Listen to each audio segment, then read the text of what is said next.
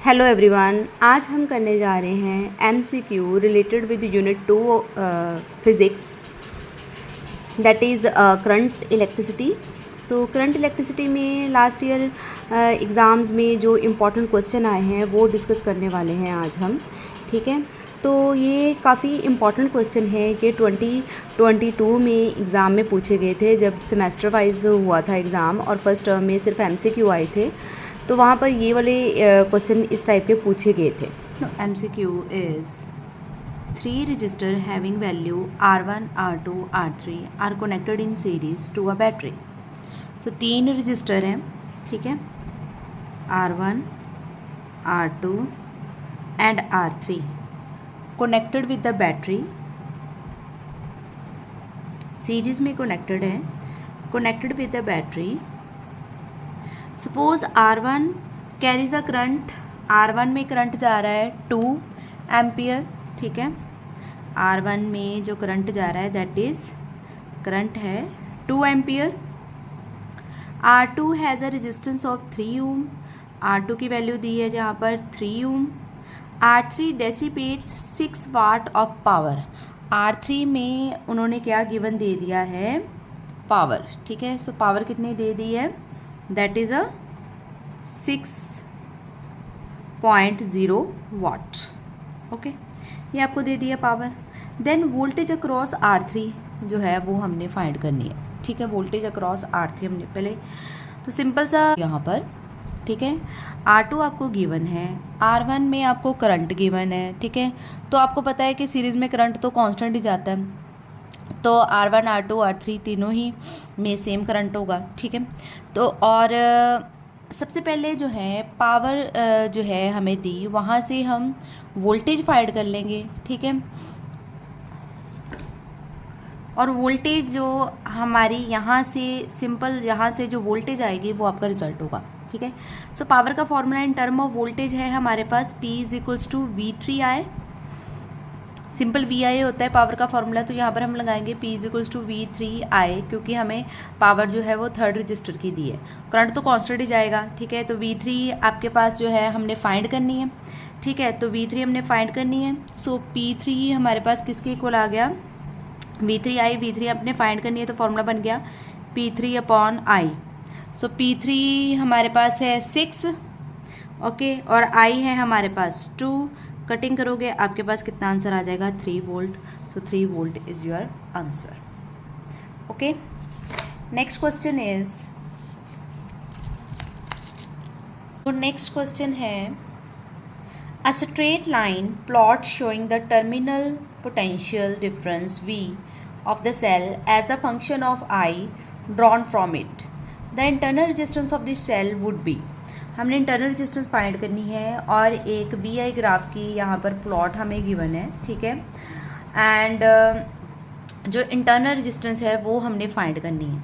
तो जब भी इंटरनल रेजिस्टेंस हो तो हम रिलेशन यूज़ करते हैं V = E - IR, ओके। सो इसके अकॉर्डिंगली हमने ग्राफ को देख के जो वैल्यूज़ गिवन होंगी उसके अकॉर्डिंग हमने वैल्यू लेके इस internal resistance, so internal resistance जो है यहाँ जब आप फाइंड करोगे, ठीक है, एंड एट, अगर हम बात करें एट I = 0, जब I की वैल्यू 0 है तो हमारे पास E, मतलब अगर करंट ड्रॉन ना हो, करंट 0 हो, तो तब EMF होती है, तो EMF होगी हमारी 5.6, ओके, ये आ गई हमारी EMF। अगर I जो है वो हो जाएगा 2, ठीक है, जब I हो गया 2, ग्राफ में हमने देखा जब I हो गया 2, मतलब जब पोटेंशियल डिफरेंस, जब आपने स्विच ऑन किया तो टर्मिनल पोटेंशियल डिफरेंस आती है, तो टर्मिनल पोटेंशियल डिफरेंस कहाँ पर मीट कर गई, 0 वाली लाइन में, ठीक है, तब V हमारी कितनी हो गई, 0। मीन्स जब करंट I 0 था, मतलब स्विच ऑफ था, तब हम जो V की वैल्यू लेते हैं वो लेते हैं EMF, तो EMF हमारे ग्राफ में हमने देख लिया कितनी है, 5.6, ठीक है। और जब उसने ड्रॉन स्विच ऑन कर दिया तो उसने करंट ड्रॉन किया, ठीक है, 2 करंट तक वैल्यू चलेगी और पोटेंशियल डिफरेंस जो है वो किस लाइन में मीट कर गया, 0 वाली लाइन में। तो जब करंट 2 एम्पियर होगा तो वोल्टेज कितनी हो गई, 0, तो इसमें सब्स्टिट्यूट कर दो वैल्यू, ये आ गया 0, E आ गया आपके पास 5.6, माइनस I आ गया आपके पास 2, R की वैल्यू आपने फाइंड करनी है, तो ये आ जाएगा 2R = 5.6, आर की वैल्यू कितनी आ गई 5.6/2, तो सॉल्व करके आपका आ जाएगा 2.8 ओम। सो इंटरनल रेजिस्टेंस आ गई 2.8 ओम। ठीक। सो हमारा जो नेक्स्ट क्वेश्चन है that is a battery is connected to the conductor of non uniform cross section area, the quantity which remain constant is. जब जो है बैटरी को किसी कंडक्टर के साथ अटैच किया हो और उसका एरिया जो है वो नॉन यूनिफॉर्म हो, नॉन यूनिफॉर्म मीन्स कि एरिया जो है वेरी करता जा रहा है, कांस्टेंट नहीं है, ठीक है। तो इनमें से कौन सी क्वांटिटी जो है वो कांस्टेंट रहेगी, जो चेंज नहीं होगी? E, V D and E and I only.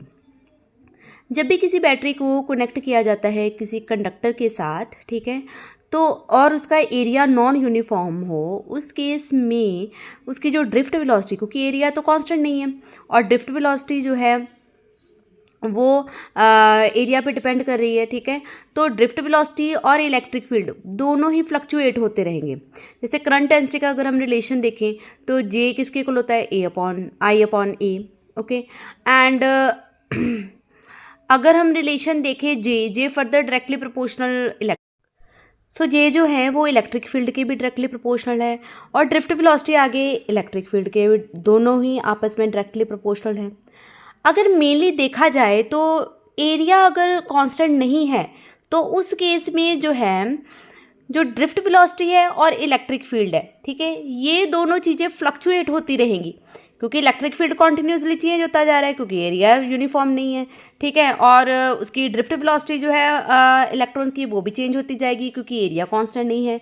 तो सिर्फ एक सिंगल क्वांटिटी है आई जो रिमेन्स कांस्टेंट रहेगा, ठीक है, बिकॉज आई जो है जब यहाँ पर आप करंट डेंसिटी में सब्स्टिट्यूट करते हो तो आई में एरिया कैंसिल हो जाता है, तो आई जो है वो जो है एरिया पे डिपेंड नहीं करेगा, तो सिर्फ करंट जो है वो वैल्यू जो है वो रिमेन्स कांस्टेंट रहेगी when the battery is connected with the conductor of non uniform area of cross section.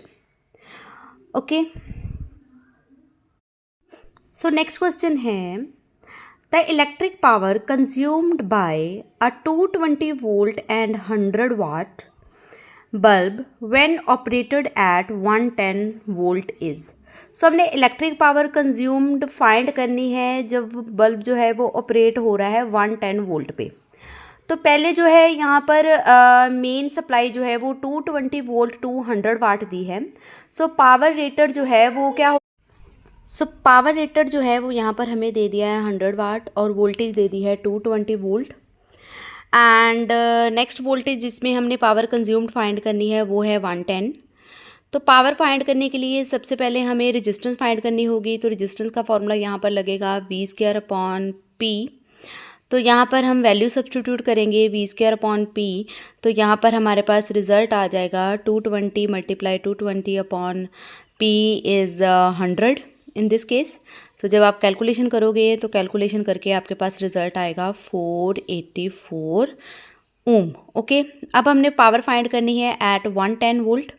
So power is equals to VS²/R and that is equals to 110 multiply 110/484। जो भी हमने रेजिस्टेंस फाइंड की है तो result आपका आ जाएगा 25 वाट and first option जो है is a right option. Okay, so next question is which of the following has negative temperature coefficient of resistivity. So हमने बताना है यहाँ पर जो है किस में जो है पोटेंशियल जो है नेगेटिव होगा, that means alpha is negative. So temperature coefficient is denoted by alpha. तो हमने बताना है मेटल, सेमीकंडक्टर या अलॉय, इनमें से किसका जो है टेम्परेचर कोफिशिएंट जो है वो नेगेटिव होता है। सो अगर हम बात करें मेटल की, तो मेटल में जो है वो जब टेम्परेचर इंक्रीज़ होता है तो कंडक्टिविटी डिक्रीज़ होती है। बट अगर हम सेमीकंडक्टर की बात करें तो टेम्परेचर इंक्रीज़ होने पर कंडक्टिविटी इंक्रीज़ होती है, ठीक है। तो यहाँ पर जो है जो उसकी अल्फ़ा है वो सेमीकंडक्टर के केस में नेगेटिव होगा, ठीक है, मेटल और अलॉय के केस में ये पॉजिटिव होगा, तो इसलिए आपका ऑप्शन आएगा थर्ड। Thank you.